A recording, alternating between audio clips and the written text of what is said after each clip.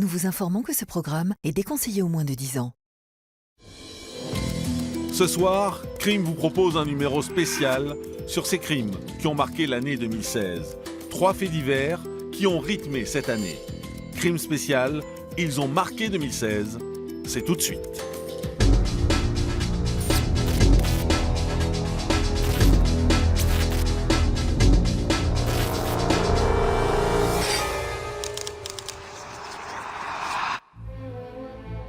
Le 13 juin 2016, à Magnanville, il est 20h20, lorsque Jean-Baptiste, commissaire de police dans les Yvelines, rentre chez lui.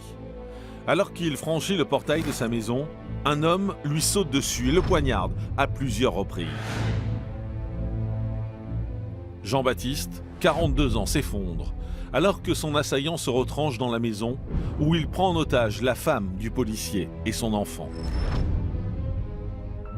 Alors, qui se cache derrière le preneur d'otages? Pourquoi s'en est-il pris au policier? Et comment va se terminer cette macabre soirée? On va les tuer chez eux, dans leur maison. C'est une sorte de message qu'on envoie de dire voilà, vous ne serez plus en sécurité nulle part, y compris chez vous, y compris après votre travail. On viendra vous chercher, on viendra vous tuer chez vous. La nuit tombe sur Colombes. Priscilla, une jeune femme de 31 ans, rentre chez elle. En arrivant dans le hall de son immeuble, un homme la saisit violemment. Rouée de coups, agressée sexuellement, Priscilla est laissée pour morte. Au même moment, alors que les policiers arrivent sur place, une agression similaire est en train d'avoir lieu à seulement quelques centaines de mètres. Alors, s'agit-il du même agresseur? Quel est son profil? Et surtout, les enquêteurs réussiront-ils à l'arrêter avant qu'il ne commette un nouveau crime? Je ne peux plus faire tout ce que je faisais avant. J'ai plus autant de mémoire, j'ai plus de concentration. Tout ça, ouais, ça me fait peur. 2016 est l'année du soulagement pour les proches d'Amandine. 3 ans après son enlèvement, un suspect a enfin été mis en examen. Tout commence en juin 2013, lorsqu'Amandine, 30 ans, disparaît mystérieusement près d'un lycée de Castres. Assistante d'éducation, elle aurait été vue pour la dernière fois montant dans une camionnette blanche. Les soupçons se portent aujourd'hui sur un maçon de 28 ans qui connaît bien Amandine. Alors, le jeune maçon était-il le meurtrier de la jeune femme? Si c'est le cas, pour quelle raison l'aurait-il tuée? Et surtout, les enquêteurs réussiront-ils à obtenir des aveux? Je me trouvais devant cette réalité, quoi. Cette réalité que ma fille n'était plus là et que tout ce qui bougeait autour de moi, là, tout ce qui se passait était un cauchemar, quoi. Le cauchemar qui commençait, qui était cette angoisse de me dire où est-elle, quoi? Où est-elle? Qu'est-ce qui s'est passé? Où est-elle?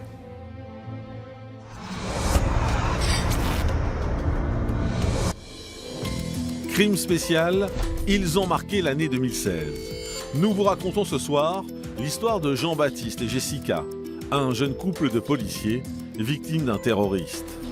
Une prise d'otage sanglante pour un crime qui a ému la France entière. Voici ce document inédit pour Crime.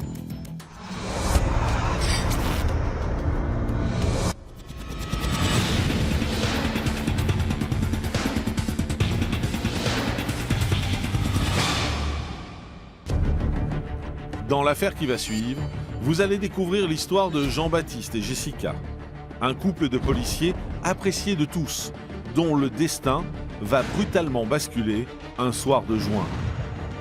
Un crime barbare sur fond de terrorisme qui va mettre tout le pays en émoi. On va les tuer chez eux, dans leur maison. C'est une sorte de message qu'on envoie de dire voilà, vous ne serez plus en sécurité nulle part, y compris chez vous, y compris après votre travail. On viendra vous chercher, on viendra vous tuer chez vous.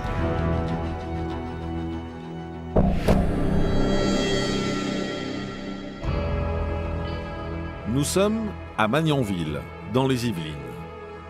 La commune, située à une soixantaine de kilomètres à l'ouest de Paris, compte près de 6000 habitants. Elle est essentiellement formée de lotissements récents où résident familles et personnes âgées.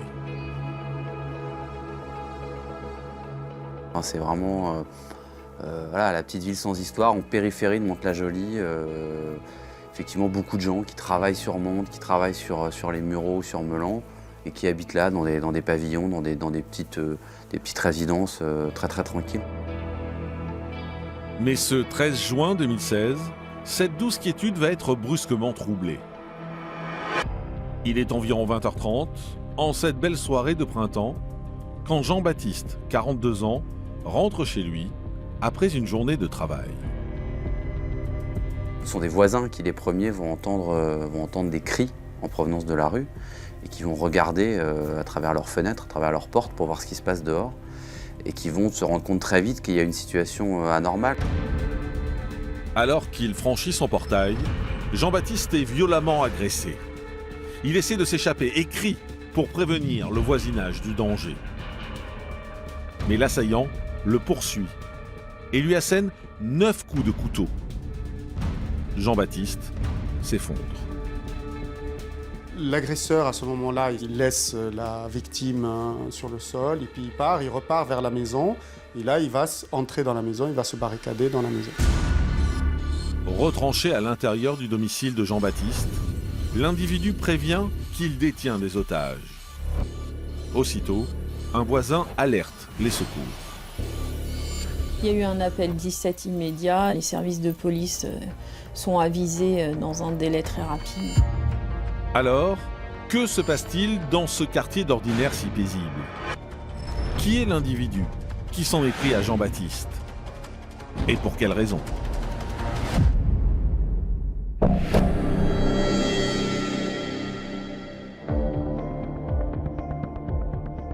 À Magnanville, le quartier résidentiel est sous tension. Quelques minutes après l'agression de Jean-Baptiste, le SAMU arrive sur les lieux du drame. Mais il est déjà trop tard. L'homme, de 42 ans, est décédé. Ils sont suivis de près par la police et les forces spéciales. On mobilise très vite d'importants moyens pour les déployer sur place parce qu'on sait qu'il y a une prise d'otage en cours. Alors que badauds et journalistes commencent à affluer, la priorité des forces de l'ordre est de sécuriser le secteur. Ils font un périmètre de sécurité dans le quartier, c'est-à-dire qu'ils évacuent toutes les maisons du voisinage, ils sortent les habitants, ils plongent le quartier, en tout cas cette partie du quartier, dans l'obscurité totale, coupent l'électricité, ils coupent le gaz. Les riverains, eux, ne comprennent pas ce qui se passe et la panique s'installe. En 1 heure de temps, on passe d'une petite zone pavillonnaire extrêmement calme où il ne se passe quasiment jamais rien, à effectivement un endroit où on se retrouve avec plusieurs dizaines de policiers, des forces spéciales et des gyrophares, des voitures de police. Donc forcément, c'est tout de suite un autre décor, quelque chose de beaucoup plus angoissant. Alors que le forcené est toujours enfermé au domicile de Jean-Baptiste, une équipe de policiers interroge tous les voisins pour tenter d'en savoir plus sur les habitants de la maison. Et ils apprennent rapidement que Jean-Baptiste est un de leurs collègues. C'était un collègue très sympathique, toujours dynamique, prompt à toujours aller effectuer son métier, apprécié de ses collègues, de ses collaborateurs, des chefs de service. À 42 ans, Jean-Baptiste est commandant de police au commissariat des Mureaux. Originaire du sud de la France, le gardien de la paix travaille dans les Yvelines depuis une quinzaine d'années. Il est décrit par tous comme quelqu'un de courageux, dévoué et charmant. Jean-Baptiste, c'est comme un agneau, quoi. C'est quelqu'un de très gentil. Jean-Baptiste est en couple avec Jessica, 36 ans, qui travaille au commissariat de Mantes-la-Jolie. La jeune femme, très investie dans la vie associative, a suivi des études de communication avant de s'orienter vers une carrière dans la police. Jessica avait beaucoup d'empathie. Je pense que c'était réellement une voie qu'elle avait choisie par conviction et puis dans laquelle elle voulait vraiment s'épanouir. C'était quelqu'un de très apprécié par les collègues, aussi très, très gentil, très avenante et très sympathique et professionnelle également. C'est en 2009 que Jessica rejoint le commissariat de Mantes-la-Jolie, où Jean-Baptiste est alors en poste. Entre eux, le contact passe immédiatement. Ils se sont bien trouvés tous les deux, puisque tous les deux, ils avaient le sens des valeurs, du respect. Rapidement, Jean-Baptiste et Jessica s'installent ensemble et décident d'agrandir la famille. Jean-Baptiste a déjà un fils de 11 ans, né d'un précédent mariage.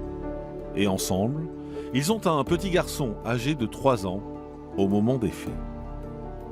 C'est cette famille recomposée qui est finalement assez classique, hein. Ils ont eu un enfant tous les deux, lui un enfant d'une autre union. Elle, c'était son seul enfant, Jessica. Et donc voilà, ils vivent une vie parfaitement normale. C'est une famille heureuse qui dégageait du bonheur.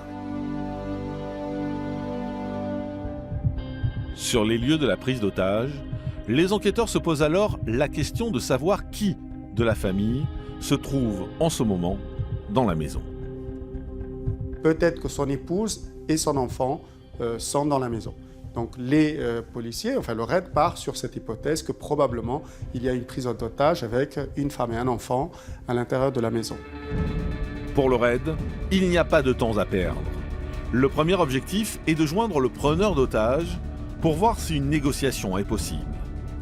Ils parviennent donc à établir un contact avec le forcené. Il donne son identité, il dit qu'il agit au nom de l'organisation de l'État islamique et il dit qu'il détient des otages et que si on intervenait, il allait les exécuter. Donc il affiche clairement la couleur et on se retrouve tout de suite, si vous voulez, plongé dans une autre dimension qui est celle du terrorisme. L'assaillant semble déterminé et ses revendications terroristes inquiètent tout particulièrement les forces spéciales qui se préparent à donner l'assaut. Alors cette famille sans histoire est-elle vraiment la cible d'une attaque terroriste? Pourquoi le preneur d'otages s'en est-il pris à Jean-Baptiste et Jessica? La mère de famille et son fils vont-ils s'en sortir?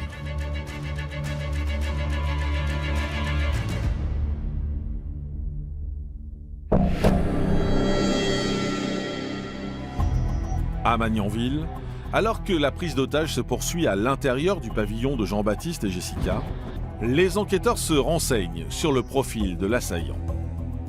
L'homme a décliné de lui-même son identité.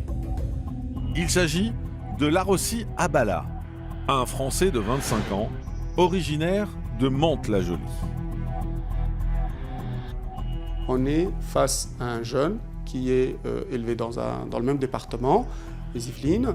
Il est issu d'une famille musulmane, mais pas particulièrement connue ni pour sa radicalisation, ni pour des actes de terrorisme. Pourtant, en cherchant dans leur base de données, les policiers s'aperçoivent que Larossi Abala est loin d'être inconnu de leur service. Il est connu à 2 titres, Larossi Abala. Il est connu pour tout un tas de petits faits de vol, de rébellion, d'outrage avec les policiers. Mais évidemment, c'est pas ça qui intéresse les policiers dans le profil de Larossi Abala. C'est un petit peu sa dérive au cours des derniers mois et des dernières années dans la sphère islam radical. En effet, le jeune homme apparaît dans les fichiers des services antiterroristes dès 2011. En 2011, les policiers ils enquêtent sur un réseau de recrutement de combattants pour aller faire le djihad. Ils vont se mener des surveillances, des écoutes téléphoniques, et au cours de ces surveillances, ces enquêtes téléphoniques, apparaît Larossi Abala. À l'époque, Larossi Abala vient d'échouer à son CAP de constructeur de route. Il cherche à donner un sens à sa vie.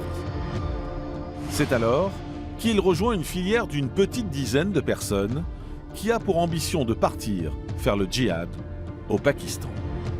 Il est recruté par un de ses amis de cité qui habite le même immeuble que lui, la même cité. Il lui dit viens, je t'emmène, je vais te présenter un tel.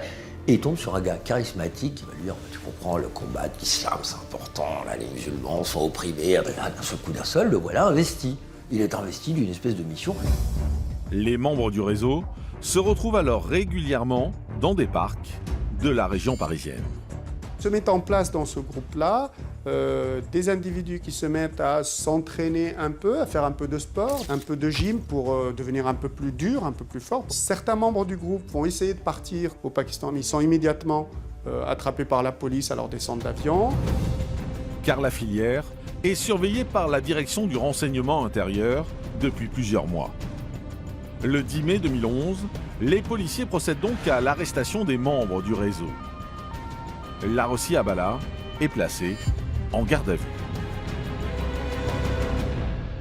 Lorsque les policiers lui mettent les éléments un petit peu sous le nez en garde à vue, les écoutes, les surveillances qui ont été faites, il va avoir tendance à minimiser très sérieusement son rôle en disant non mais pas du tout, moi je m'entraîne à rien, je m'entraîne pas à faire la guerre, je m'entraîne pas à faire le djihad, je cours avec des copains, je fais des parties de foot avec les copains, je passe pas mon temps à la mosquée, je suis pas un religieux, donc il va vraiment essayer de se montrer comme quelqu'un qui est pas du tout impliqué dans ni dans de l'islam radical, ni encore moins dans des projets terroristes. Mais malgré ces dénégations, Larossi Abala est mise en examen pour association de malfaiteurs en vue de commettre des actes de terrorisme. Il est incarcéré à la prison d'Ony, dans le Val d'Oise. Mais rapidement, son islamisme radical et son attitude prosélyte vont poser problème. Il va se mettre à essayer de radicaliser un certain nombre d'autres détenus qui sont avec lui. Il devient actif, notamment en incitant et en obligeant les gens à faire la prière, en particulier les détenus de confession musulmane ou de culture musulmane. Et très rapidement, il est tellement actif et tellement prosélyte qu'il a été transféré en l'espace de 2 ans, il a été transféré en 4 prisons différentes.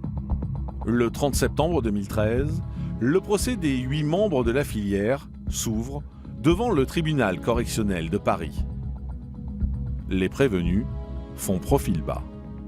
Et le procès se déroule de façon très calme, très calme, il n'y a pas d'éclat. On n'assiste pas à des revendications démentes, on n'a pas un gars dans le box qui hurle. Ça se passe tranquillement. Larossi Abala se fait discret durant toute l'audience, loin de son attitude provocatrice en prison. À l'issue du procès, il écope d'une peine de 3 ans de prison, dont 6 mois avec sursis. Larossi Abala ne fait pas partie de ceux qui sont le plus lourdement condamnés, encore une fois, parce que c'est un personnage un peu secondaire à ce moment-là dans le dossier. On le prend un peu pour, pas pour une bille, mais on le prend pour quelqu'un de pas sérieux, de pas solide, qui s'est peut-être laissé embrigader dans un réseau parce qu'il est un peu influençable, parce qu'il est un peu stupide. C'est donc libre que Larossi sort du tribunal, car il a déjà effectué l'intégralité de sa peine en détention provisoire. Mais la sentence est tout de même assortie d'une mise à l'épreuve de 2 ans. Les juges, estimant que peut-être il y avait un petit risque, vont quand même le mettre à l'épreuve, c'est-à-dire qu'il a une obligation de se présenter au service pénitentiaire de probation, de pointer, pour ainsi dire. À Magnanville, les enquêteurs ont compris qu'ils ont affaire à un individu potentiellement très dangereux. Alors, comment Larossi Abala a-t-il pu préparer cette prise d'otage s'il était surveillé par la police? Pourquoi n'a-t-il pas éveillé les soupçons des autorités? Et surtout, le terroriste va-t-il faire d'autres victimes?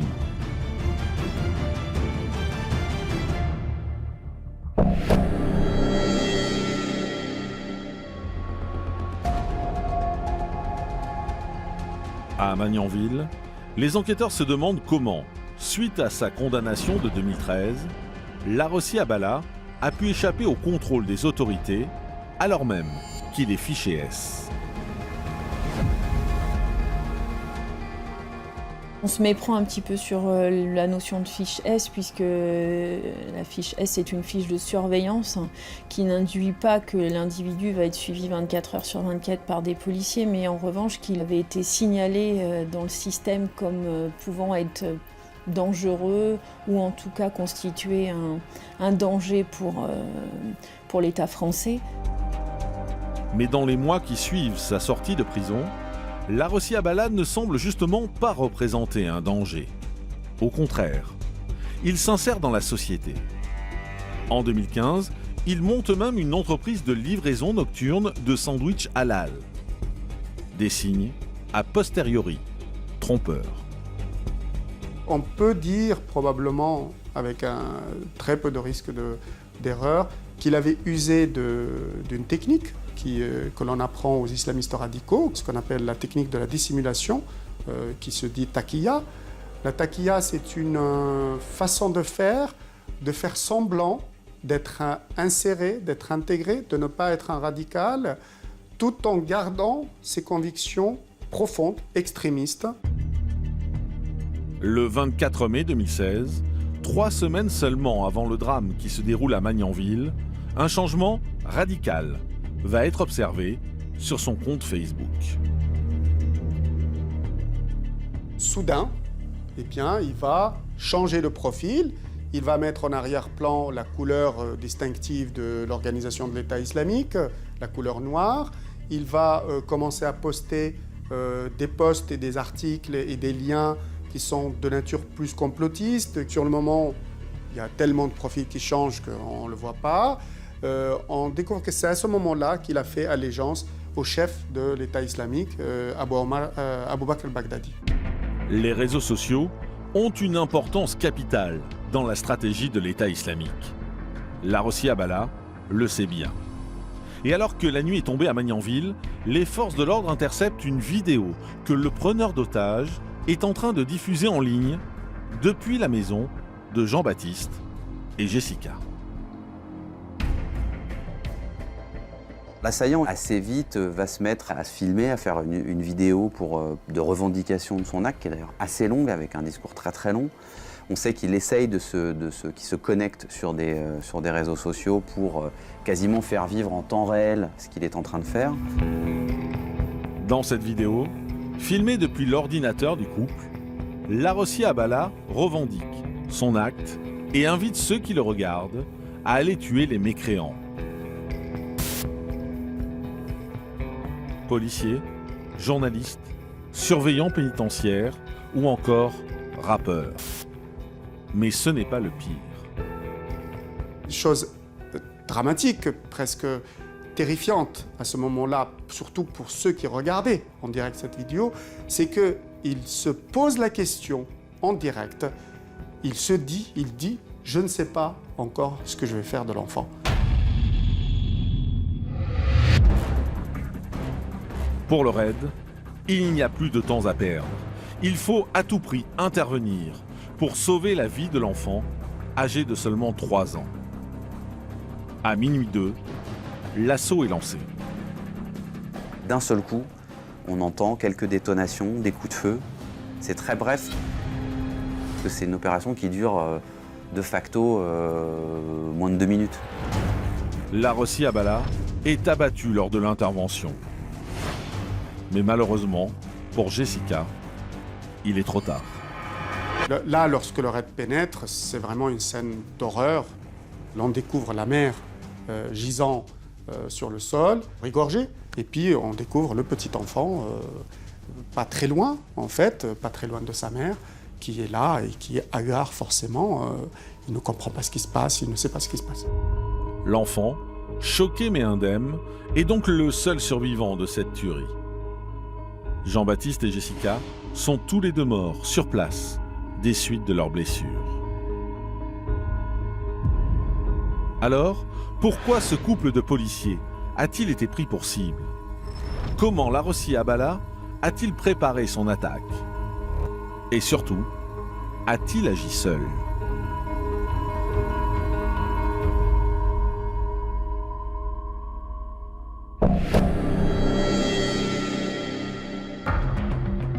À Magnanville, au domicile de Jean-Baptiste et Jessica, immédiatement après l'assaut, la police scientifique investit les lieux pour recueillir un maximum d'éléments. Il débute un travail d'enquête très classique, c'est-à-dire qu'on va perquisitionner le domicile. Les enquêteurs vont très vite retrouver l'arme du crime, c'est-à-dire le couteau, avec des traces de sang. Ils vont aussi saisir un certain nombre de téléphones portables. Et dans la voiture de Larossi Abala, garée non loin de là, les policiers découvrent un Coran et une djellaba. Des éléments qui corroborent la thèse du terrorisme qui ne fera bientôt plus aucun doute. L'organisation d'État islamique va revendiquer, elle va sortir un communiqué qui sort quasiment dans l'heure, où elle dit, voilà, l'un de ses soldats a perpétré un attentat en France contre la police. François Hollande va prendre la parole très très tôt dans la matinée, vers 9h. C'est un acte incontestablement terroriste. Lui était commandant de police, elle était fonctionnaire au ministère de l'Intérieur, et ils ont été lâchement assassinés par un terroriste hier. Cette attaque entre dans la nouvelle stratégie de l'État islamique, qui, suite aux frappes aériennes massives qu'elle a subies, n'a plus vraiment les moyens de combattre avec des bombes et des armes lourdes. Désormais, un simple couteau suffit.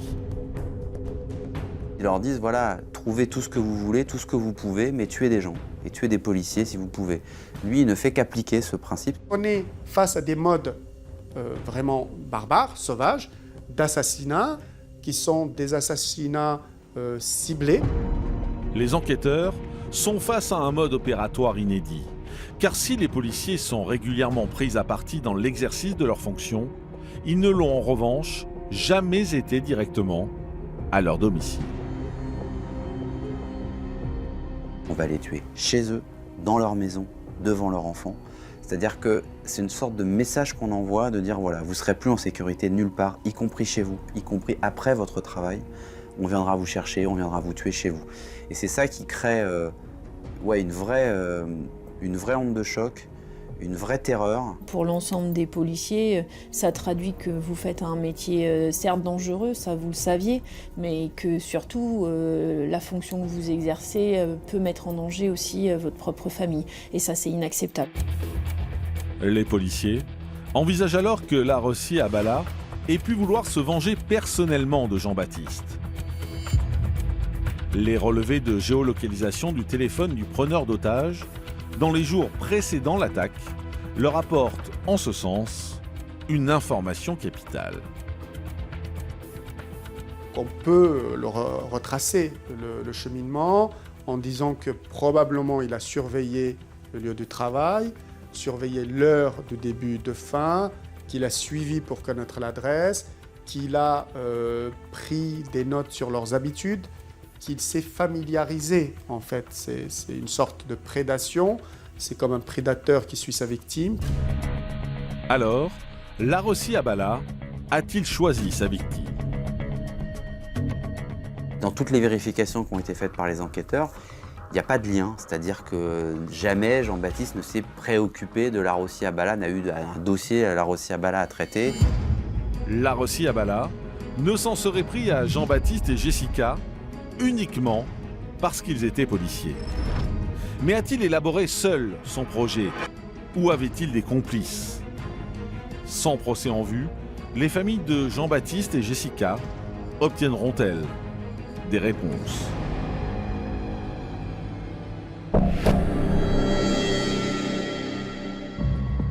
À la sous-direction antiterroriste à Levallois-Perret, au lendemain du drame, la priorité pour les policiers est de définir si Larossi Abala a reçu une aide extérieure pour commettre ce double assassinat.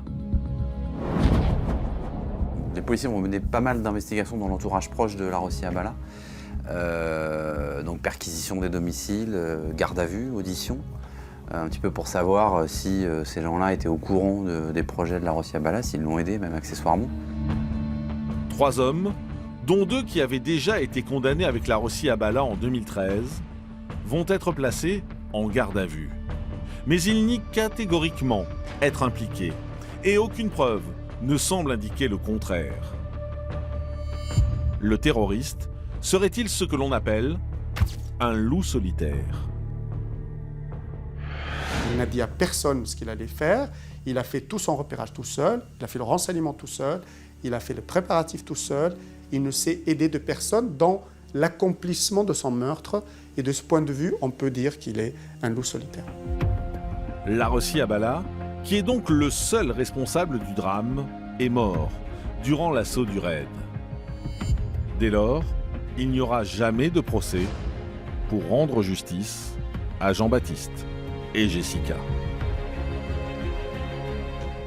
Il n'est pas possible, malheureusement, ni de recueillir la vérité réelle sur les motivations. Pourquoi ces policiers-là? Pourquoi ce jour-là? Pourquoi cette famille-là? Et enfin, il n'y a pas cette possibilité de faire le deuil. Il ne laisse pas la famille faire le deuil, ni en reconnaissant sa faute, ni en se faisant condamner.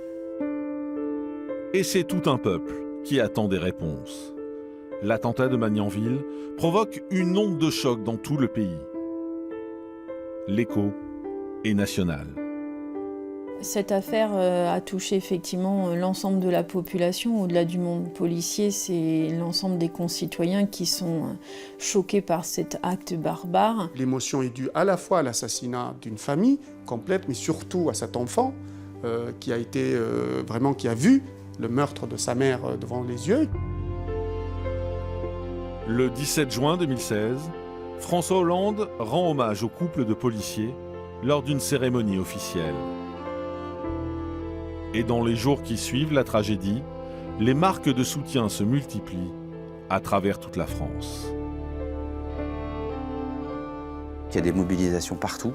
À Magnanville, évidemment, qui est le point où il va y avoir plusieurs manifestations, plusieurs marches qui vont être organisées. Mais évidemment, dans tous les commissariats de France, et évidemment, au-delà des commissariats, dans de nombreuses villes où les gens vont se recueillir, vont marquer des minutes de silence. Ce crime odieux bouleverse l'opinion publique et crée une vraie psychose. L'attentat de Magnanville est un attentat tournant pour la perception de la sécurité en France.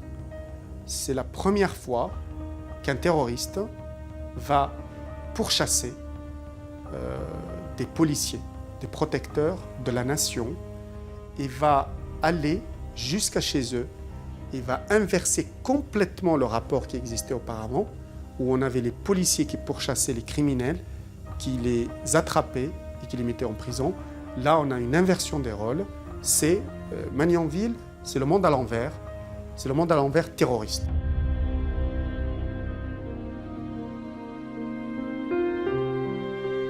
Aujourd'hui, 6 mois après le drame, le fils de Jean-Baptiste et Jessica est parti vivre avec sa tante dans le sud de la France. Pour les proches du couple, la brutalité de leur mort rend le deuil encore plus difficile.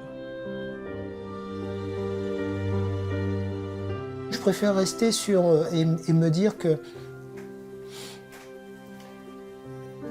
d'accord, ils ne sont plus là physiquement, mais en tout cas, ils sont toujours dans mon cœur.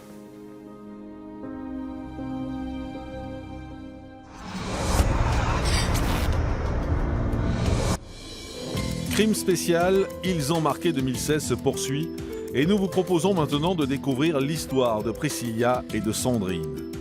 2 jeunes femmes, victimes d'un prédateur sans limite, qui a semé la terreur dans les rues de Colombes.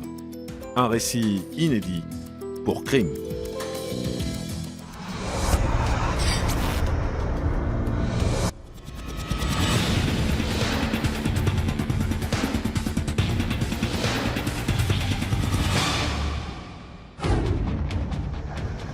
Dans l'affaire qui va suivre, vous allez découvrir l'histoire tragique de Priscilla et Sandrine, 2 jeunes femmes agressées sauvagement dans les rues de Colombes à quelques minutes d'intervalle.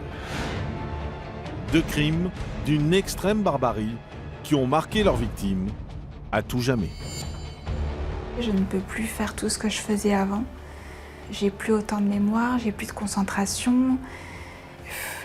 Tout ça, ouais, ça me fait peur.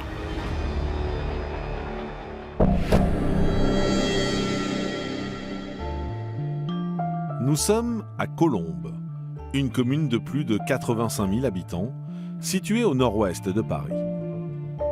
Chaque jour, plusieurs milliers de Colombiens empruntent la gare de la ville pour aller travailler à la capitale.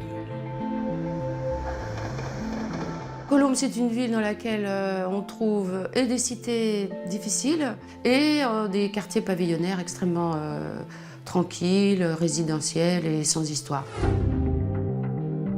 Le 7 août 2013, aux abords de la gare de la Garenne-Colombes, il est environ 22 heures quand Priscilla, une responsable marketing et communication de 32 ans, rentre chez elle. J'étais allée voir un ami, je suis rentrée en transport en commun, j'étais au téléphone avec un ami, j'étais au téléphone avec un ami et on me parlait des vacances qu'on allait faire, donc rien d'extraordinaire. Sur le chemin qui l'amène chez elle, Priscilla et son ami continuent de parler, quand soudain, à l'autre bout du fil, l'ami de Priscilla sursaute. Tout d'un coup, il a entendu un bruit assourdissant, il s'est demandé ce qui se passait et il a la présence d'esprit de se dire « il se passe quelque chose ». Priscilla ne répond plus au téléphone et son ami a un mauvais pressentiment. Et donc il l'a rappelé, il n'avait pas au téléphone, il l'a rappelé toujours pas, donc il a appelé la police et il a dit il faut vraiment aller faire quelque chose, je suis sûre qu'il y a un problème, elle a dû se faire agresser. 10 minutes après que l'alerte ait été donnée, la police arrive au domicile de Priscilla. Sur place, aucune trace de la jeune femme. À l'aide de lampes torches, les policiers fouillent alors le bâtiment et ses environs. Et là, dans un recoin de l'immeuble, ils font face à l'horreur. La police est assez choquée en découvrant Priscilla parce qu'elle avait plus de visage. On ne pouvait pas dire si c'était une peau noire ou une peau blanche, tellement elle était en sang, la peau arrachée, enfin elle était dans un état assez insoutenable. Priscilla respire mal et son pouls est très faible. Immédiatement, la jeune femme est emmenée à l'hôpital. Il y a urgence, son pronostic vital est engagé. De leur côté, les policiers préviennent la mère de la victime. Dans ma tête, à ce moment-là, vous avez tout qui s'écroule et vous ne réfléchissez plus. Vous avez l'impression d'être assommé tout d'un coup. Arrivé sur place, Guylaine est emmenée en salle de réanimation. Et là, je vois une forme avec une tête aussi large que les épaules, sous un drap, et je ne la reconnaissais pas. Il n'y avait rien. Elle avait le visage entièrement tuméfié. On ne reconnaissait rien. Priscilla est dans le coma. Pour la sauver, les médecins doivent l'opérer. Les neurologues ont dit voilà, il faut agir vite. Alors elle est dans un état proche de la mort. Ils se sont dit on la laisse partir ou on tente. Ils se sont dit que si, malgré les coups qu'elle avait pris, elle était toujours en vie, c'est que peut-être c'était une telle battante que ça valait peut-être le coup d'essayer de la sauver. Alors, que s'est-il passé exactement ce soir d'été 2013 dans les rues de Colombes? Qui a agressé aussi sauvagement Priscilla et pour quelles raisons? Et surtout, comment la jeune femme de 32 ans va-t-elle réussir à s'en sortir?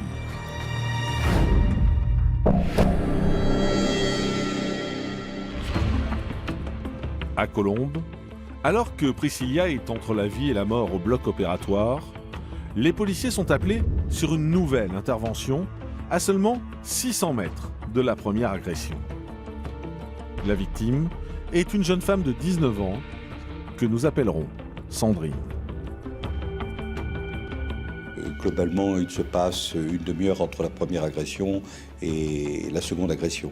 C'est une jeune femme, Sandrine, qui est agressée dans des conditions de violence extrême, elle aussi. Il est environ 22h15 quand Sandrine sort de la gare de la Garenne-Colombes. La jeune femme fait régulièrement le trajet depuis Levallois, où elle vit, pour se rendre chez son petit ami. Elle fait un petit crochet par une sandwicherie pour prendre de quoi dîner. Et à partir de là, elle se sent suivie. Elle se rend compte, elle commence à avoir un petit peu peur, elle marche plus vite, etc. Et puis, au détour d'un coin de rue, elle saute dessus, la coince entre deux voitures. et la viole sans jamais cesser de lui donner des coups. Quand soudain, l'homme reçoit un coup de téléphone. Il coupe court à l'agression et ordonne à Sandrine de partir sans se retourner. La jeune femme tente de regagner le domicile de son compagnon. Désorientée, en larmes, elle est prise en charge par une passante qui appelle immédiatement les secours. Les flics à la PJ se disent oh, c'est bizarre, c'est tout près. Un type qui suit une jeune fille. Assez vite, ils se disent que ça peut être lié. Priscilla et Sandrine auraient-elles été agressées par le même homme? Les polices judiciaires de Nanterre et de Colombes sont saisies des deux affaires. Dans un premier temps, sans indice, les enquêteurs s'intéressent au profil des victimes. Après ça, c'était une petite fille qui était jolie comme tout, adorable, sans problème. Elle a eu aussi une adolescence sans problème. Ni mauvaise fréquentation, ni boisson, rien du tout, vraiment rien. Ensuite, de longues études, jusqu'à 26 ans. Elle a un master, très vite trouvé du travail, responsable marketing et communication, donc vie sans problème. Sandrine, la deuxième victime de cette nuit d'horreur, a visiblement elle aussi une vie sans histoire. Elle vit à Levallois, elle n'a pas encore tout à fait lancé sa vie professionnelle, elle fait plutôt des petits boulots. Et puis elle fréquente elle a un petit ami qui vit à Colombes, qu'elle voit très souvent, et chez qui elle se rendait le soir où elle a été agressée. De leur côté, les techniciens en identité criminelle ont investi les lieux des deux drames. Des prélèvements sont effectués sur place, mais aussi sur les deux victimes. Et la lecture des deux rapports conforte le directeur d'enquête dans sa première intuition. Il s'est dit il y a trop de points similaires, il y a des similitudes, la même façon, frapper, ne pas vouloir que la victime le regarde, tentative de viol de la même façon. Il dit c'est le même homme, je pense que c'est le même homme. Alors, s'agit-il réellement du même agresseur? Et où se trouve-t-il actuellement? Les policiers réussiront-ils à l'arrêter avant qu'un nouveau drame ne se produise?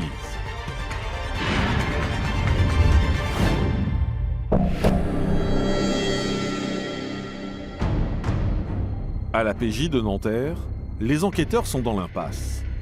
Sans le signalement du ou des agresseurs de Priscilla et Sandrine, ils ne peuvent pas faire grand-chose. Sandrine, elle ne l'a pas vu, parce qu'il l'a maintenue la tête baissée ou la tête tournée, ça fait qu'elle ne l'a pas vue, mais elle peut reconnaître sa voix. Elle peut citer une corpulence, elle peut avoir des petites choses comme ça, mais elle ne l'a pas vue. Quant à Priscilla, elle est toujours dans le coma et ne peut donc pas parler. Les enquêteurs décident alors de s'intéresser aux caméras de surveillance de la ville. On est dans une agglomération qui est assez bien contrôlée. Il y a des caméras dans les rues et on a la possibilité de visionner toutes ces caméras assez rapidement. Et les policiers ils voient des heures et des heures de films, des heures et des heures, vraiment. Ils ont passé un week-end entier à rechercher. Et ce travail de fourmi va finir par payer. À 21h49, à la sortie de la gare de la Garenne-Colombes, il voit un homme suivre Priscilla. À 22h20, les caméras de la ville filment ce même individu qui suit cette fois-ci Sandrine d'un air décidé. Une chance, le visage de l'individu apparaît clairement sur les images. Pour les policiers, il n'y a pas une minute à perdre.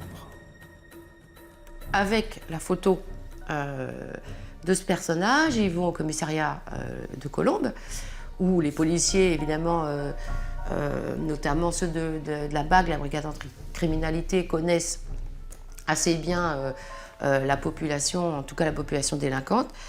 Ils présentent la photo à ces policiers qui immédiatement percutent et donnent le nom de de cet homme que l'on voit sur l'image. Il s'agit d'un certain Sofiane, 26 ans, qui a déjà à son actif plus d'une vingtaine de condamnations pour vol, dégradation, outrage et trafic de drogue.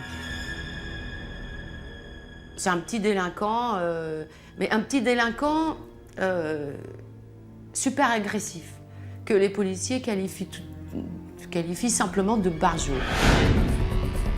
Sur cette vidéo, filmée lors de l'une de ces arrestations, les enquêteurs constatent à quel point le jeune homme peut être agressif. Mais non. T'as vu ce que j'ai envie de faire là? J'ai envie de te mettre une grosse patate et d'aller en prison.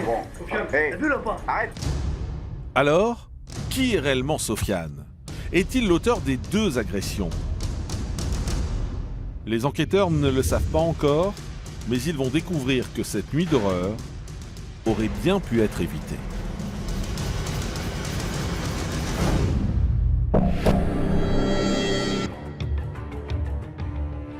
Au commissariat de Colombes, les enquêteurs se penchent sur le profil de Sofiane, le suspect numéro 1. Né en 1987 à Suresnes, dans la banlieue ouest de Paris, il vit aujourd'hui avec sa mère dans une cité relativement tranquille de Colombes. C'est une famille modeste mais sans histoire. Le père travaille tard le soir, il n'est pas très présent à la maison en tout cas. La mère a une relation assez fusionnelle avec son fils. Elle se rend compte très tôt qu'il a des problèmes de comportement. Elle parle déjà de l'agressivité de son fils alors qu'il a 3 ans.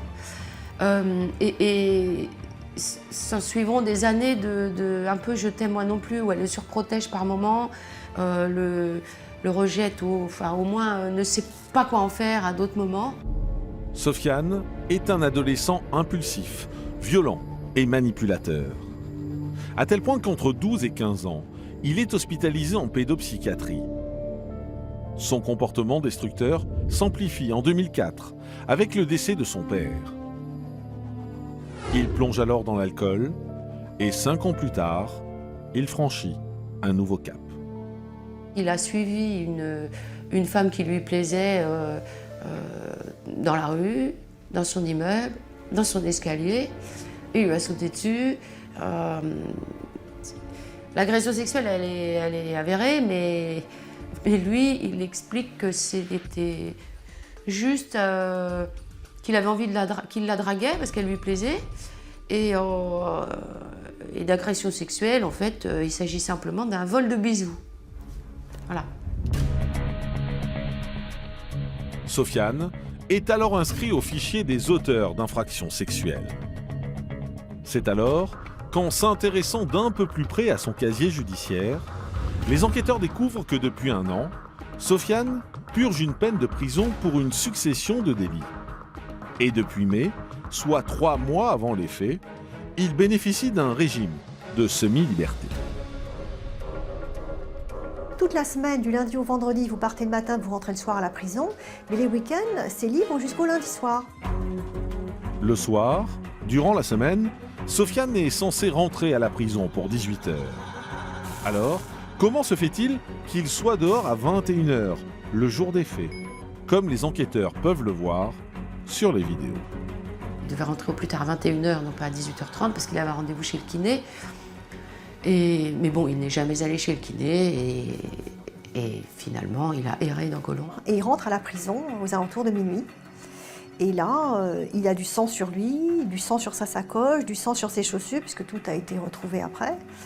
Et personne ne lui dit rien. On le gronde un peu comme un enfant, on lui dit « Écoute, t'as vu à quelle heure t'es rentré, c'est pas bien ». Et ça s'arrête là. Les enquêteurs possèdent désormais suffisamment d'éléments pour interpeller Sofiane et le placer en garde à vue. Alors, quelle va être l'attitude du jeune homme de 26 ans face aux indices qui l'accablent? Est-il véritablement responsable de l'agression de Priscilla et du viol de Sandrine? Et que vont révéler les résultats des analyses ADN?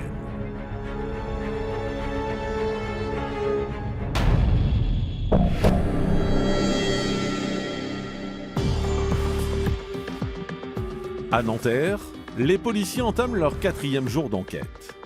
Ils doivent impérativement entendre Sofiane, l'agresseur présumé de Priscilla et Sandrine. Encore faut-il savoir où il se trouve. Le jeune homme semble ne plus respecter sa semi-liberté depuis plusieurs jours. Quand ils appellent la prison où il est détenu, à la santé, on lui dit « Ah oui, effectivement, il est bien chez nous, mais vous savez, elle dit « Mais ça fait 5 jours qu'il n'est pas rentré. » Alors, à la prison, on lui dit « Vous savez, la semi-liberté, on a l'habitude, il y a des fois, il ne rentre pas pendant 8 jours, puis un jour, il réapparaissent. » Le policier leur dit « Mais attendez, vous n'êtes pas étonnés? Non, non, on a l'habitude, c'est pas grave. C'est pas grave, voilà ce qu'il vient de faire, voilà ce qui vient d'arriver. » Une fois l'adresse de Sofiane récupérée, le jeune homme est appréhendé chez sa mère au petit matin. Sur place, les policiers trouvent les vêtements qu'il portait sur les vidéos, mais également d'autres indices accablants. Il a quelques traces de griffures sur le corps. On sent qu'il y a eu un épisode violent qui a laissé quelques traces aussi sur lui. Sofiane est alors placé en garde à vue, mais le jeune homme n'est pas très coopératif. Ça part dans tous les sens, c'est n'importe quoi. D'abord, il est super agité.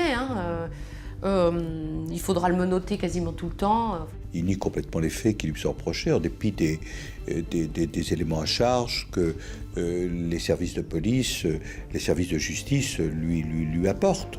Il nie les faits. Et comme il connaît quand même le fonctionnement des quartiers et de la prison, il sait très bien qu'être un violeur dans une cité, ça expose à quelques risques.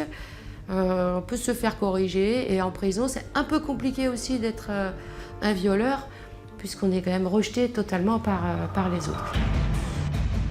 Les enquêteurs abattent alors leur première carte et demandent à Sofiane d'expliquer la présence de son ADN sur les vêtements des 2 victimes.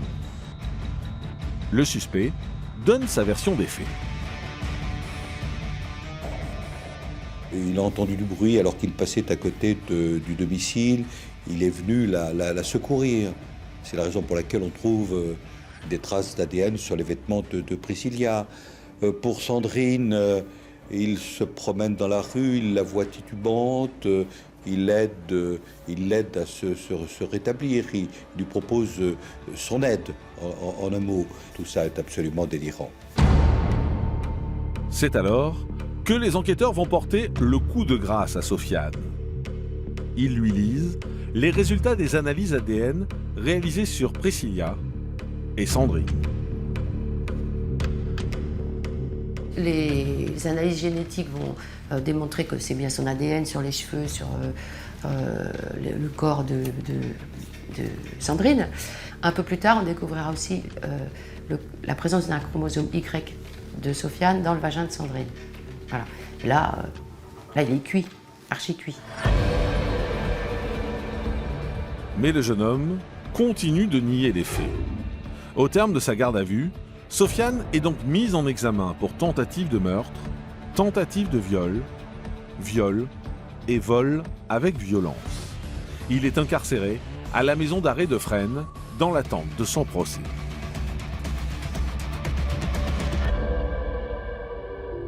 Deux mois après les faits, dans sa chambre d'hôpital, Priscilla, par miracle, sort du coma. Malgré tout, la jeune femme de 32 ans garde d'importantes séquelles de son agression. Je ne sais pas si je pourrai retravailler. J'espère. Je ne peux plus danser, je ne peux plus faire tout ce que je faisais avant.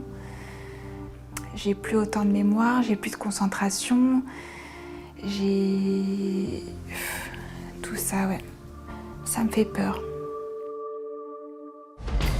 Priscilla, tout comme Sandrine, redoute son face-à-face avec son agresseur lors du procès prévu le 23 mai 2016.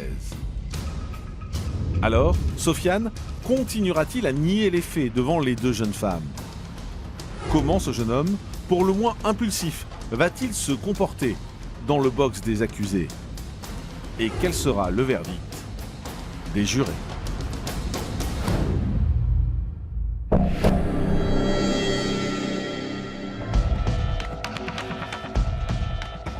Le lundi 23 mai 2016, 3 ans après les faits, le procès de Sofiane s'ouvre au tribunal de Nanterre.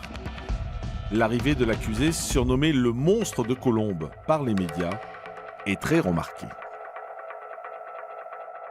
On a vu arriver un type vraiment costaud, super baraqué, l'œil très très noir, regardant de partout, super tendu, agité et contenu, comme si il essayait de se retenir dans sa carapace, quoi.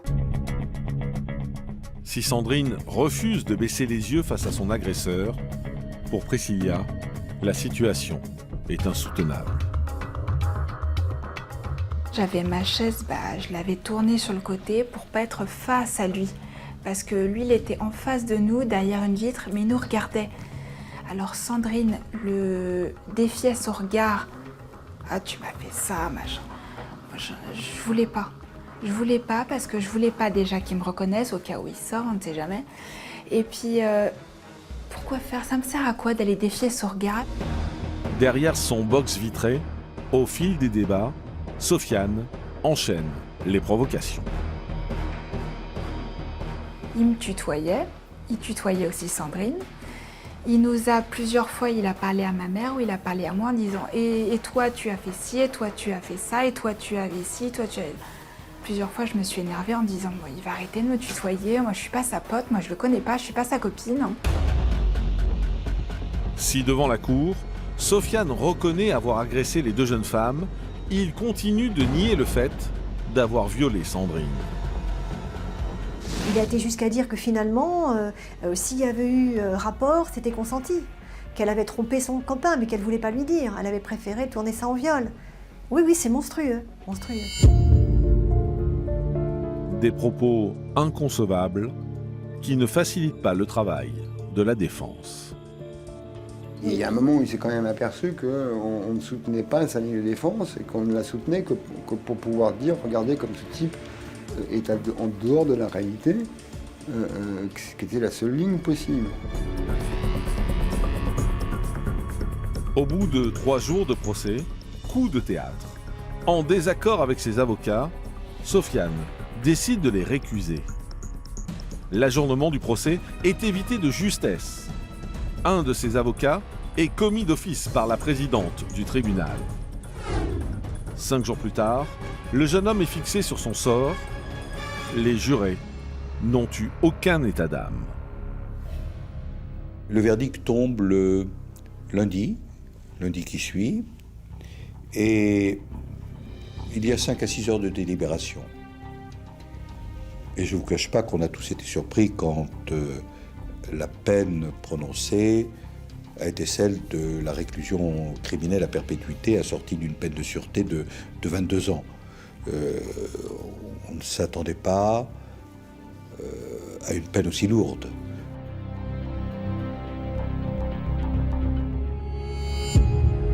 Sur le banc des parties civiles, Priscilla, Sandrine et leur famille sont soulagés. Tous les chefs d'inculpation reconnus, totalement, et condamnation à perpétuité. Je souffle, je dis ça y est, on a gagné, enfin. Mais pour Ghislaine et sa fille, il reste une question à laquelle la justice doit répondre. Comment se fait-il qu'un homme aussi dangereux ait été laissé dehors sans surveillance? En mars 2015, elles ont donc porté plainte contre X auprès du tribunal de Nanterre afin de mettre l'institution judiciaire face à ses manquements. L'affaire est en cours.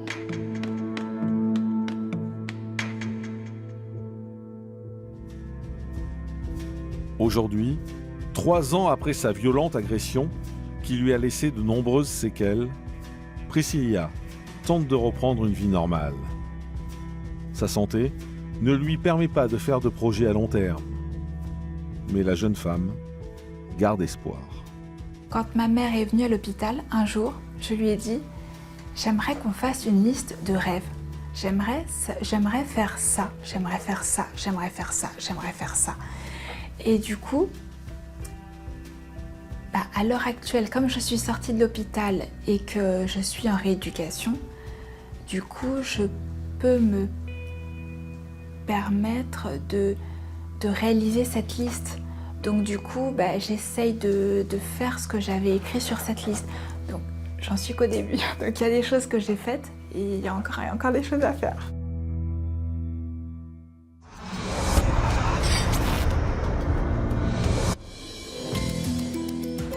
Crime spécial, Ils ont marqué 2016, revient à présent sur l'histoire d'Amandine, 30 ans, disparue à l'été 2013 sans laisser de traces. 3 ans plus tard, en 2016, un suspect mis en examen. Découvrez cette affaire bouleversante pour crime.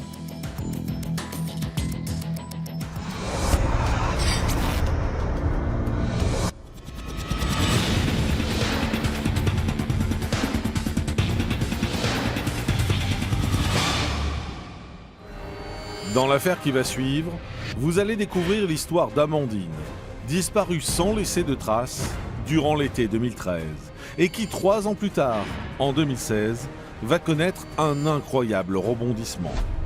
Un crime sans cadavre, une mère désemparée et un suspect derrière les barreaux qui crie son innocence. Je me trouvais devant cette réalité, quoi. Cette réalité que ma fille n'était plus là et que tout ce qui bougeait autour de moi, là, tout ce qui se passait était un cauchemar, quoi. Le cauchemar qui commençait, qui était cette angoisse de me dire où est-elle, quoi. Où est-elle? Qu'est-ce qui s'est passé? Où est-elle?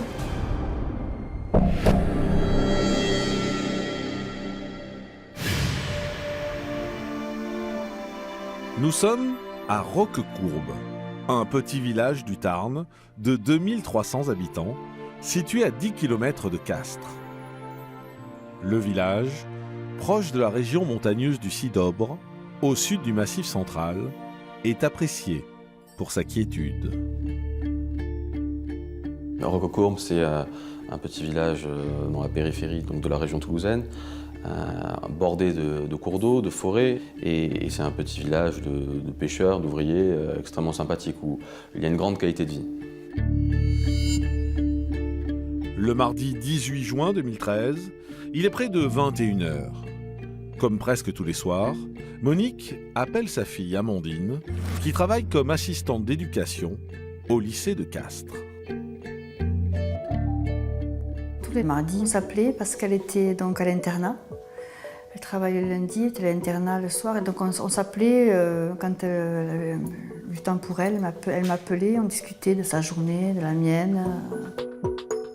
Mais ce mardi soir, le téléphone de la jeune femme de 30 ans sonne dans le vide. Elle retente sa chance le lendemain matin. Mais une fois de plus, Amandine ne répond pas. L'inquiétude monte. Ce n'est pas dans les habitudes de sa fille de ne pas donner de nouvelles. Elle essaie alors de la joindre au lycée où la jeune femme travaille. J'ai appelé son travail et là ils m'ont dit qu'elle n'était pas arrivée et qu'elle était très ponctuelle, donc elle aurait été malade, elle aurait téléphoné, je pense bien plus tôt. Pour Monique, quelque chose ne va pas. Elle se rend alors chez sa fille, à Cantegaline, un lieu-dit à 2 km de Roquecourbe. Sur place, immédiatement, un premier détail l'inquiète.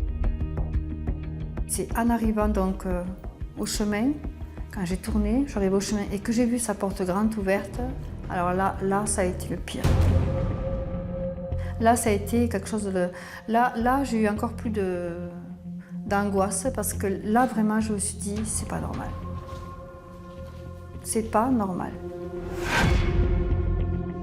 Monique pénètre dans la maison. Elle cherche sa fille en vain, dans toutes les pièces. Son angoisse monte alors d'un cran, quand elle remarque que les affaires personnelles d'Amandine sont toujours là. Aujourd'hui, au XXIe siècle, il est difficile d'envisager que quiconque qui a un téléphone portable décide de s'en séparer, de quitter son domicile sans son sac à main, sans sa trousse de maquillage et sans son téléphone portable. Or, toutes ces affaires sont retrouvées au sein de sa maison, ce qui montre à l'évidence qu'il y a un gros problème. Monique décide alors d'appeler les gendarmes pour signaler la disparition d'Amandine. Alors, où est passée la jeune fille? Lui est-il arrivé malheur en ce soir d'été 2013? Et surtout, Monique va-t-elle retrouver sa fille?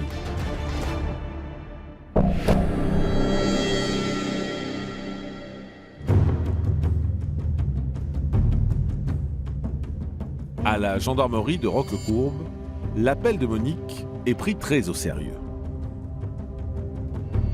Les gendarmes, dès qu'ils ont l'appel, ils ont une femme au téléphone qui n'est pas excitée, et qui dit « il y a un problème, ma fille a disparu, il y a quelque chose qui n'est pas normal, sa maison est ouverte, son portable est dans la maison, ses papiers sont là, quelque chose est anormal ». Les gendarmes se rendent immédiatement sur place. Ils passent au crible l'intérieur, mais aussi les alentours de la maison. Et c'est là qu'ils font une découverte inquiétante. Sur le côté de la maison, sur de l'herbe qui est un peu couchée, on découvre des ballerines qui appartiennent à Amandine et on découvre également 2 boucles d'oreilles. Et là, quand même, c'est curieux de trouver ça à cet endroit, sur de l'herbe couchée. Est-ce qu'Amandine est tombée? Est-ce que quelqu'un l'a agressée? Je trouvais devant cette réalité, quoi. Cette réalité que ma fille n'était plus là et que tout ce qui bougeait autour de moi, là, tout ce qui se passait était un cauchemar, quoi. Le cauchemar qui commençait, qui était cette angoisse de me dire où est-elle, quoi? Où est-elle? Qu'est-ce qui s'est passé? Où est-elle? Les techniciens en identification criminelle investissent le pavillon et réalisent des prélèvements. Des battues sont également organisées dans les alentours. Dès le lendemain, on commence à ratisser tout autour de manière assez large, avec notamment, en demandant de l'aide, les premières recherches commencent et assez vite, on demande aux militaires du 8e RIMA de Castres, des parachutistes, de participer à ces recherches et d'essayer de trouver où est passé le corps, où est passée Amandine. Toute la région est passée au peigne fin, en vain. Les brigades de recherche piétinent. Amandine peut être n'importe où. Voilà, il y a beaucoup d'endroits où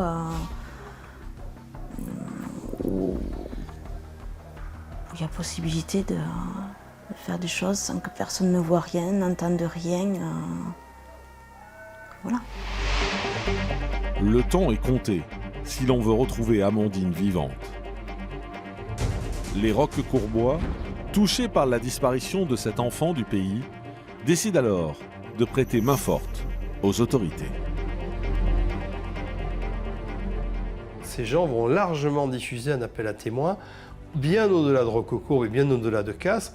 On affiche partout la photo d'Amandine avec le slogan « Disparu », le titre « Disparu » aussi. On le voit partout dans le sud du Tarn. Un appel à témoins qui n'a pas les résultats escomptés. Cela fait maintenant plus d'1 semaine qu'Amandine a disparu et les gendarmes n'ont toujours aucune piste. Ils se penchent alors sur la personnalité de la trentenaire.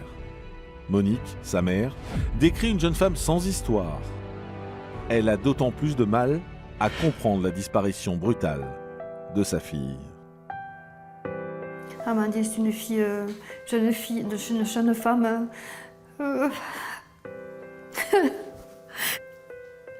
souriante, douce,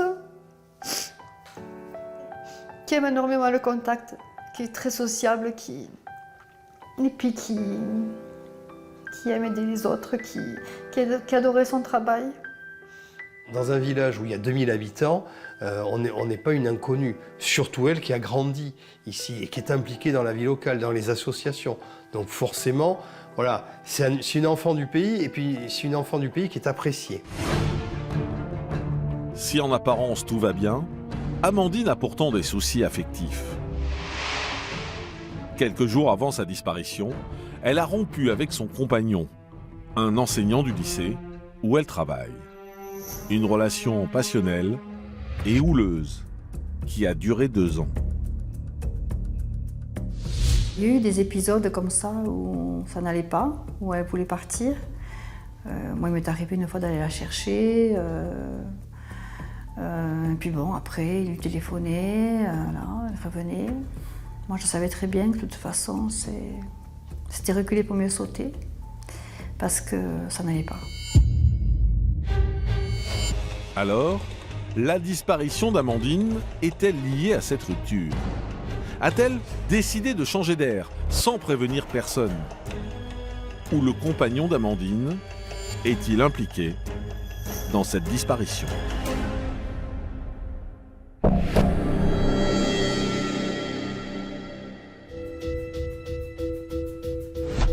À Castres, la brigade de recherche de la gendarmerie étudie depuis une semaine déjà tous les scénarios qui expliqueraient la disparition d'Amandine.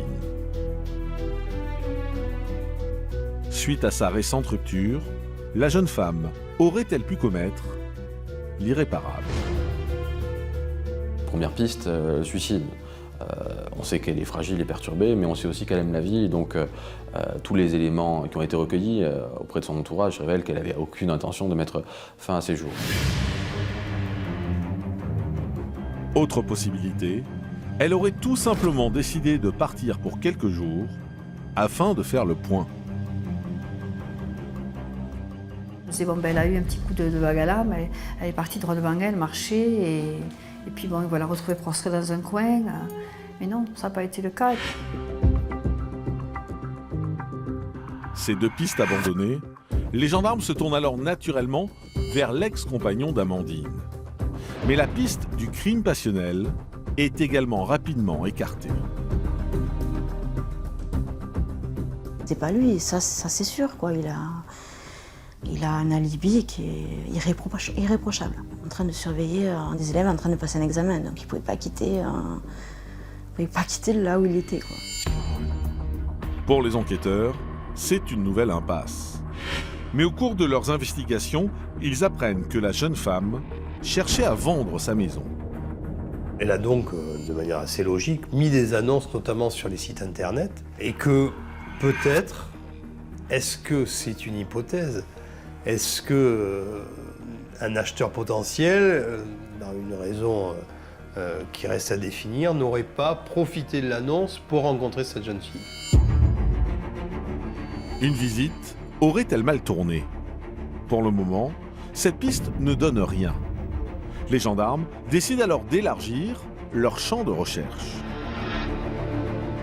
Quand on a éliminé le premier cercle, les amis directs, les anciens amants, on essaye d'agrandir et forcément on étudie, les enquêteurs étudient la piste des délinquants sexuels de la région, savoir si en effet il n'y aurait pas quelqu'un dans le coin ou même un peu plus loin. Donc ils ont interrogé énormément de monde.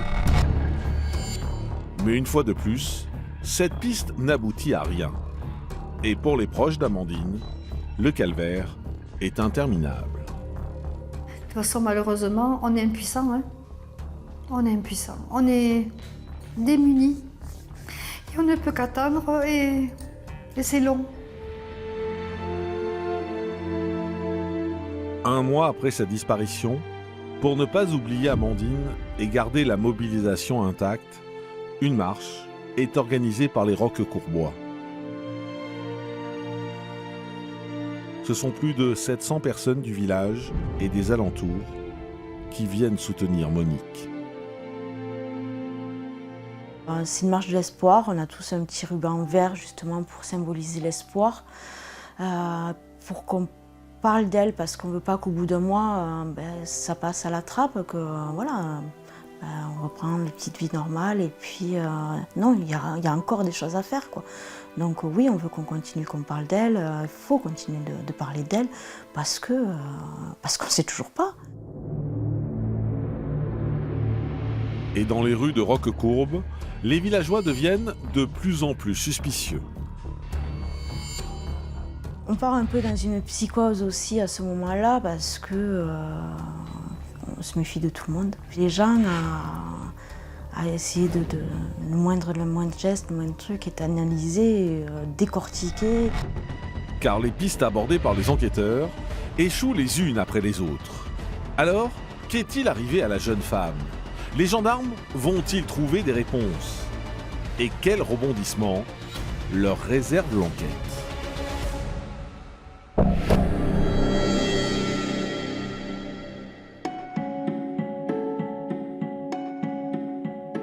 Cantegaline, dans l'espoir de relancer l'enquête, les gendarmes réentendent tous les voisins d'Amandine. Et un témoignage va intéresser tout particulièrement les enquêteurs. Il y a une voisine qui dit « Mais moi, le 18 juin, j'ai aperçu Amandine, et j'ai aperçu un fourgon blanc, j'ai vu un homme, petite taille, 1m70, avec un pantalon gris et un liseré orange. » C'est deux informations importantes et qui, a priori, devait connaître Amandine parce qu'en tout cas, dans son comportement, elle n'avait pas l'air de se méfier de cet homme qu'elle a invité à rentrer chez elle. Amandine l'aurait-elle croisé alors qu'elle rentrait à pied de son travail? Les enquêteurs décident de creuser la piste de cet homme qui pourrait être un artisan ou un ouvrier. Le travail des gendarmes consiste, dans un premier temps, de manière assez logique, à sonder les entreprises du secteur. Essayer de voir s'ils ne pourraient pas faire un lien entre une camionnette blanche et un ouvrier qui aurait un pantalon gris et un liseré orange. Mais les enquêteurs ne trouvent pas cet homme. Et une fois de plus, ils se retrouvent dans un cul-de-sac. Un an passe, jusqu'au mois de juin 2014, où les déclarations d'une Roquecourboise vont faire, de nouveau, basculer l'enquête. Un jour se présente à la gendarmerie de Roquecourbe, petite brigade, une femme qui dit mon fils tient des propos particuliers, il me parle de sang, il me dit qu'il n'est pas un assassin. Les enquêteurs se penchent alors sur le profil du jeune homme de 26 ans, que nous appellerons Pierrick. Lui aussi un enfant du pays, qui connaît d'ailleurs Amandine depuis de nombreuses années. Ils ont l'habitude de se croiser aux fêtes de village. Je crois même qu'à un moment donné, ils ont été tous les deux au sein même du même comité de soutien. Ils se connaissent, ils se croisent régulièrement. C'est un maçon, un garçon qui aime son pays, qui aime la campagne, qui adore la pêche. C'est un ouvrier sérieux. Une rencontre entre les deux jeunes gens aurait-elle pu mal tourner? D'autant plus que dans le bureau des enquêteurs, les preuves contre Pierrick s'accumulent. On sait qu'à cette époque-là, il travaillait chez un maçon qui habite à Roquecourbe, lequel maçon avait une camionnette de couleur claire. Les gendarmes savent que ce jour-là, entre 16 et 17 heures, il n'était pas sur le chantier où il devait être. Plus exactement, il avait coulé du béton avec ses collègues, il fallait attendre, il fallait que ça sèche. Un de ses collègues dit il est parti pour aller sur l'autre chantier. Donc est-ce que quand il part, est-ce que c'est pas l'occasion de croiser Amandine? Et qu'est-ce qui se passe à ce moment-là? Forcément, toutes ces questions, les gendarmes veulent lui poser. Un an après la disparition d'Amandine, Pierrick est donc placé en garde à vue à la gendarmerie de Castres. C'est la première garde à vue depuis la disparition de la jeune femme. Un élan d'espoir pour ses proches. Ils ont quelqu'un, ça fait 24 heures qu'ils l'ont. On avance, on avance. S'ils le gardent comme ça, c'est qu'il y a quelque chose. En parallèle, les gendarmes réalisent une perquisition dans sa voiture, mais également au domicile de la mère de Pierrick, avec qui il vit. Hélas, ils arrivent trop tard. Dans sa voiture, ils ont trouvé des choses qui pourraient correspondre à des cheveux qui pourraient être ceux d'Amandine. Et en réalité, le temps a trop passé pour pouvoir exploiter cet ADN et pour pouvoir affirmer qu'il s'agit des cheveux d'Amandine Estrabon. Sans preuve tangible, le jeune homme de 25 ans est remis en liberté.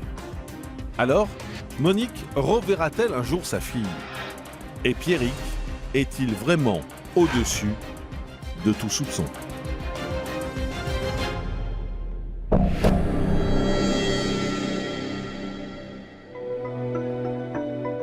À Castres, 3 ans après la disparition d'Amandine, les gendarmes n'ont toujours pas la moindre idée de ce qui est arrivé à la jeune femme. Mais l'année 2016 va faire basculer l'enquête. En effet, au mois de mars, de nouveaux témoignages arrivent aux oreilles des enquêteurs concernant Pierrick, le principal suspect dans cette affaire. Le suspect aurait fait des révélations alors qu'il était alcoolisé lors d'une soirée. lors d'une fête de village selon laquelle il savait précisément où était Amandine. Des propos que les gendarmes prennent avec prudence. Mais vu le profil du suspect, ils décident de perquisitionner une nouvelle fois le domicile de Pierrick. Ils ont retrouvé, parmi les éléments qui selon les enquêteurs, l'accablent, c'est le fameux pantalon gris liseré orange qui a été retrouvé dans sa garde-robe, mais également la photo qu'on retrouve dans son ordinateur, qui est la photo de la maison d'Amandine. Face à cet élément confondant, les gendarmes entendent Pierrick à nouveau. Ce dernier justifie la présence de la photo en disant qu'à l'époque, il cherchait à acheter une maison. Mais passé cette explication, le suspect se mure dans le silence et adopte un étrange comportement. Il ne va pas protester de son innocence, il ne va pas clamer haut et fort qu'il n'y est pour rien, et il va au contraire s'enfermer dans un mutisme très, très particulier. Il versera quelques larmes et les enquêteurs eux-mêmes considéreront qu'il a tout fait pour justement ne pas craquer. Le comportement de Pierrick est pour le moins équivoque. Et au vu des faisceaux d'indices qui l'accablent, les autorités décident alors de prendre des mesures. La juge prend le pari de le mettre en examen et le met en examen pour enlèvement et séquestration. Pierrick est alors placé en détention provisoire, en prison, près de Toulouse. Pour Monique, l'année 2016 est donc synonyme de soulagement. Elle entrevoit enfin la vérité sur la disparition de sa fille. Enlèvement, séquestration, il y a vraiment là une... Et là quand on revient à nouveau sur lui et que... Bon, là je me dis, il y a eu du travail encore de fait. S'ils sont sur lui, c'est pas pour rien.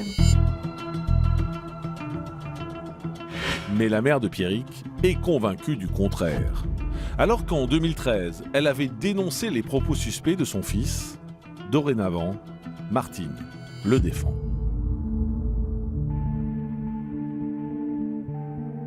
On a pu parler, on a pu en discuter. Il m'a toujours clamé son innocence. Je suis totalement convaincue qu'il est innocent. Il faudra qu'on me porte la preuve vraiment s'il a fait quelque chose.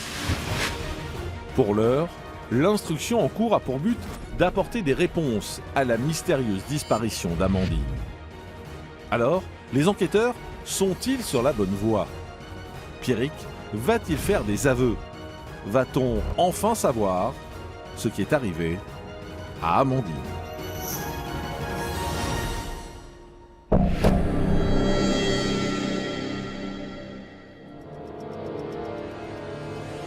Au mois d'avril 2016, Pierrick est toujours incarcéré en prison près de Toulouse. Le Tarnais de 25 ans vit très mal cette épreuve.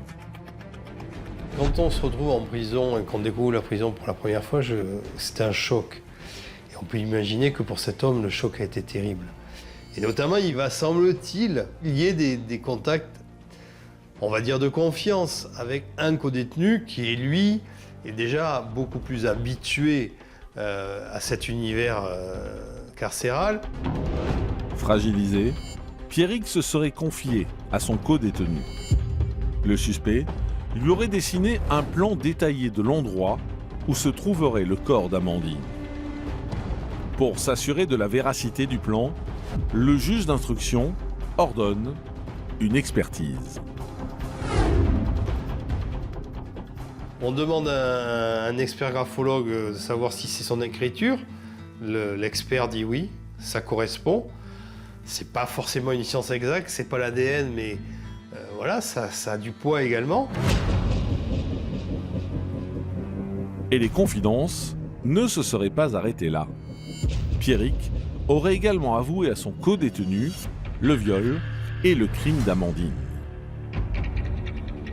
Ce que je souhaite, c'est que des investigations soient entreprises d'urgence afin de déterminer si oui ou non le lieu indiqué sur le croquis recèle un corps. Si oui, un nouveau débat va s'ouvrir. Si non, alors pour moi, il faudra remettre cet homme en liberté et il faudra enfin chercher ailleurs, en espérant qu'il ne soit pas trop tard. Mais face à ces éléments accablants, le magistrat instructeur décide d'une mise en examen supplétive pour viol et meurtre. Néanmoins, dans l'attente d'un éventuel procès, Pierrick reste aux yeux de la loi présumé innocent. Aujourd'hui, à Roquecourbe, 3 ans après les faits, Monique attend toujours de découvrir la vérité sur la disparition de sa fille. Même si au fil du temps, la mère de famille a perdu tout espoir de serrer à nouveau son enfant dans ses bras. Ma fille, je l'aurai plus jamais à mes côtés, pour rien, terminé. Pour son frère, tout le monde, ses proches, c'est fini. Terminé, tout ça, ça a été balayé en un rien de temps. Voilà.